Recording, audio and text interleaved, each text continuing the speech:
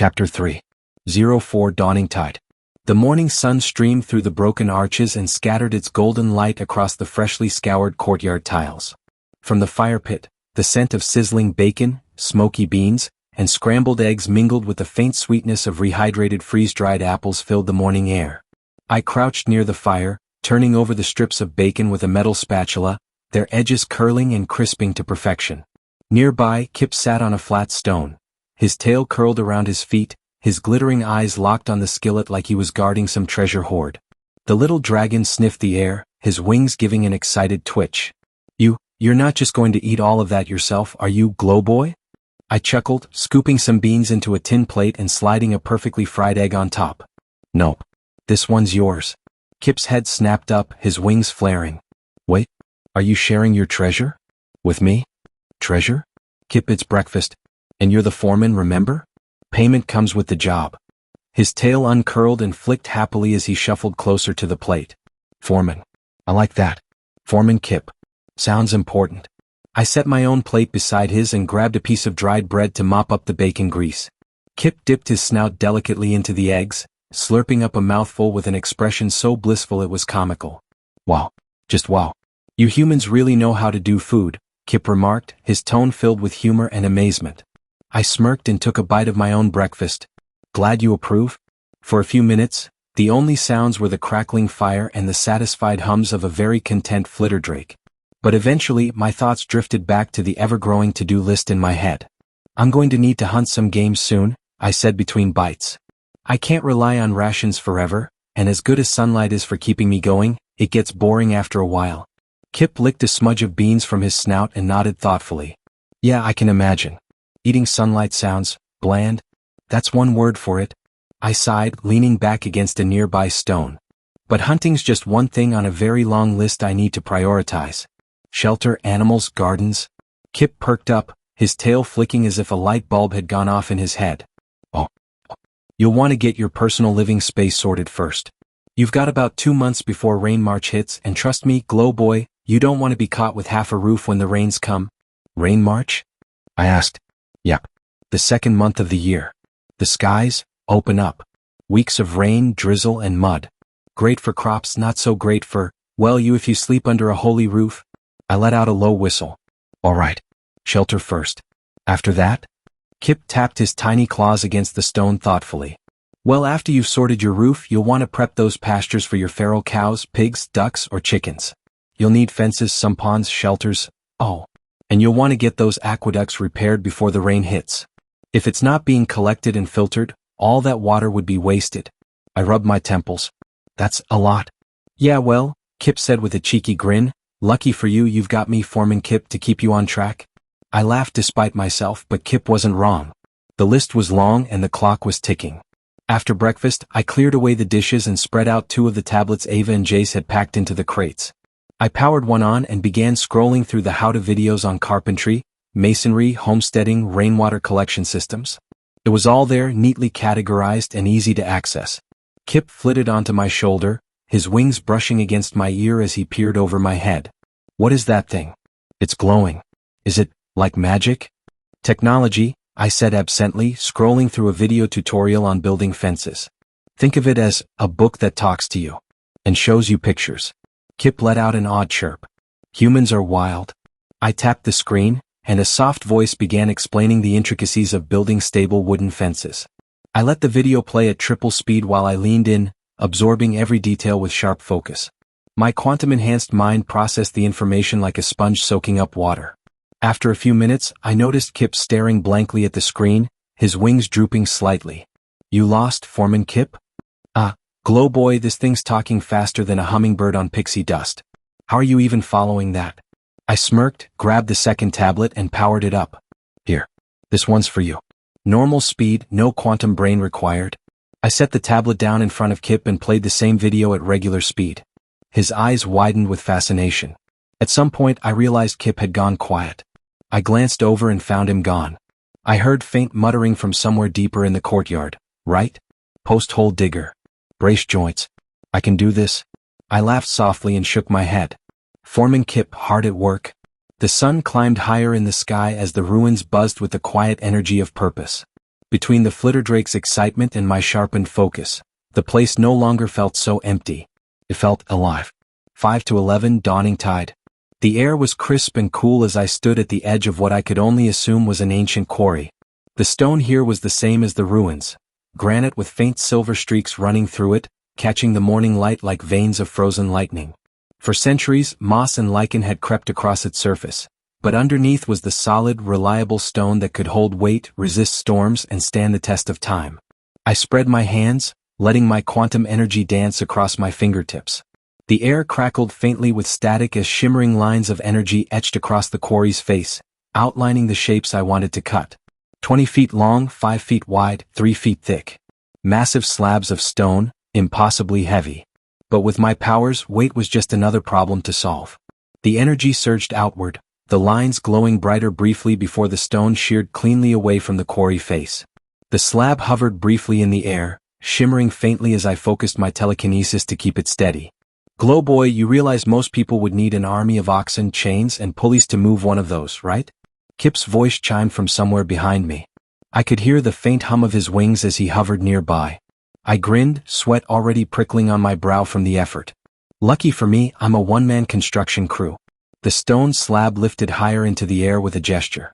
My muscles tensed, but I wasn't using physical strength, it was quantum force. Carefully, I guided the massive block back toward the ruins, where I had already cleared the damaged wall sections and prepped the area for repair. The next few days settled into a rhythm. Each morning I would return to the quarry, cut fresh slabs of granite and fly them back to the ruins. The cracked and crumbling walls slowly gave way to clean lines and sturdy arches. I rebuilt doorways, widened passageways where necessary, and even carved decorative edges into some of the stone arches. Kip insisted on calling them artistic flair.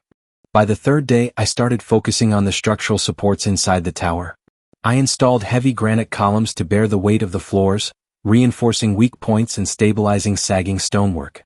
It was meticulous work, and I had to rely on a mix of quantum telekinesis, raw strength, and sheer stubbornness. Kip, meanwhile, was a constant presence, flitting from perch to perch, asking endless questions and offering commentary on my progress.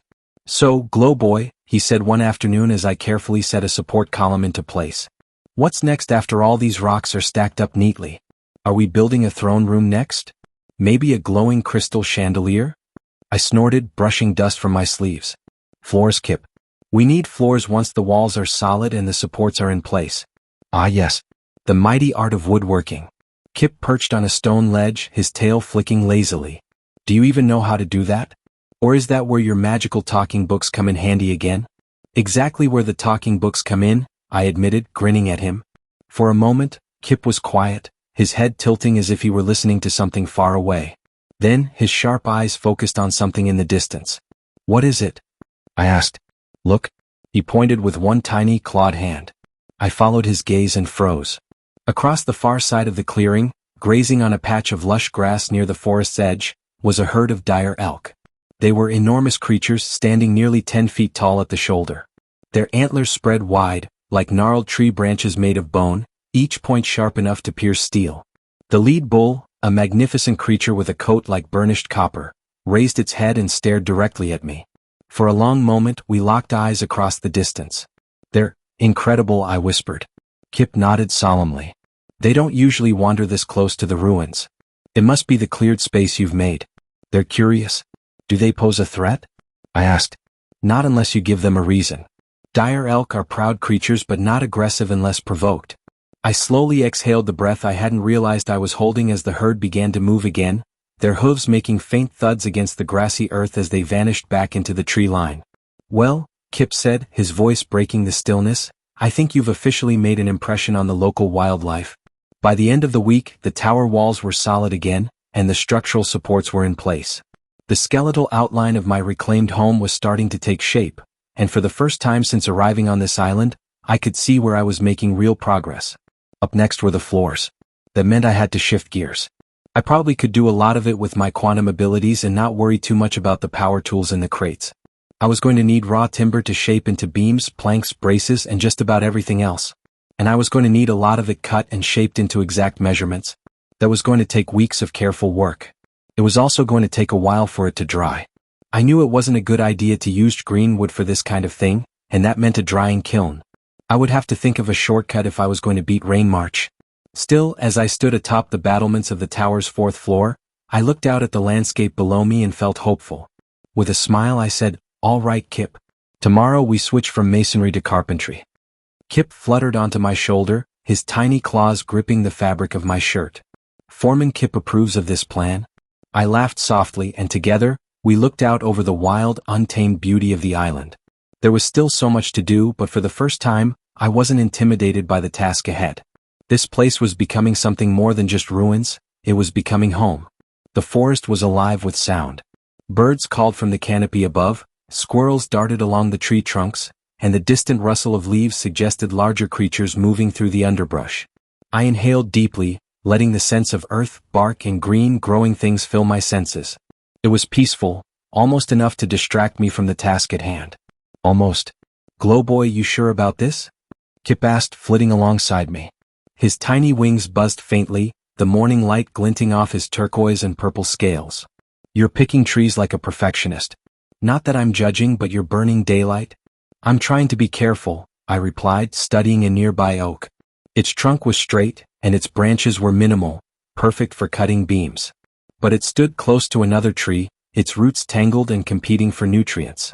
If I start chopping down random trees, I'll disrupt the forest's balance.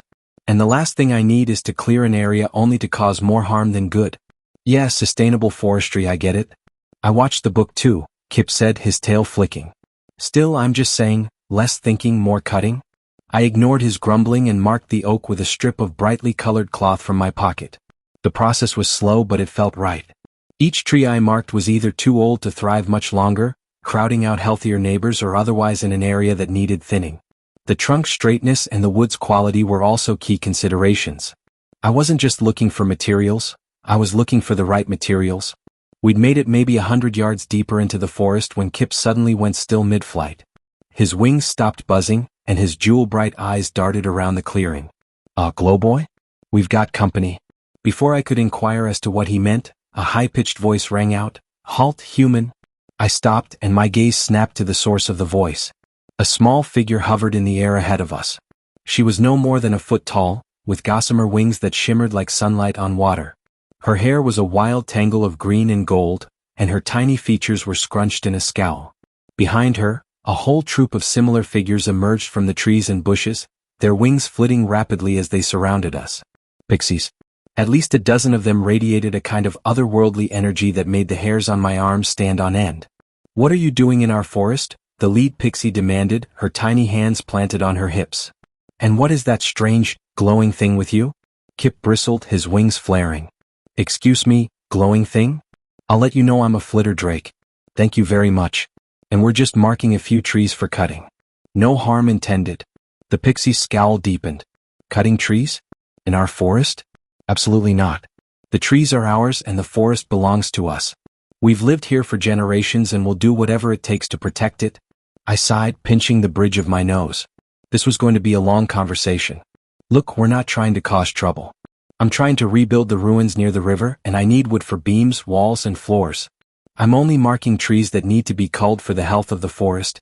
The pixies erupted in a chorus of protests, their tiny voices overlapping in a cacophony of anger and outrage. One voice called out, "Our forest doesn't need culling." "He's lying," another joined in. Yet another voice piped up, "Humans always take more than they need." Kip darted forward, wings buzzing angrily.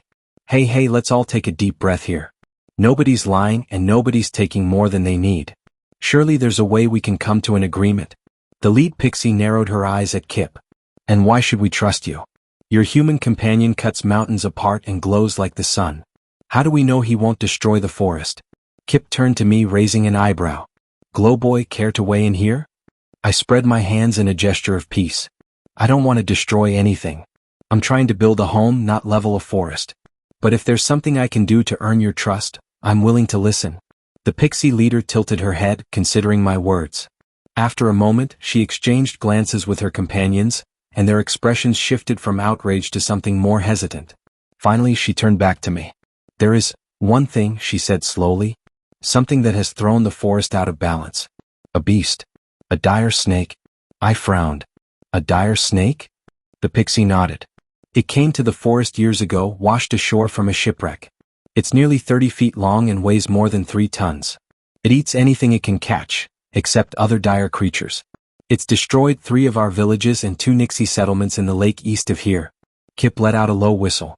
Yikes. And you want Glowboy here to take care of it? The pixie folded her arms. If your human can drive the snake away, or kill it, we will mark the trees he can cut. We'll ensure the balance is maintained. I glanced at Kip, who gave me a pointed look. You're the one with the glowing powers, Glowboy. And besides, Fae can't lie. If they say they'll hold up their end of the bargain, they will. I sighed, nodding slowly. All right. Tell me where to find it. The pixie pointed toward the east, her voice a mixture of awe and bravado, making it tremble slightly. The lake beyond the hills. That's where it lairs. The trek to the lake took most of the day. The forest grew denser as we moved east, the trees towering higher and the underbrush thickening. The air was humid, and the distant sound of running water grew louder with each step.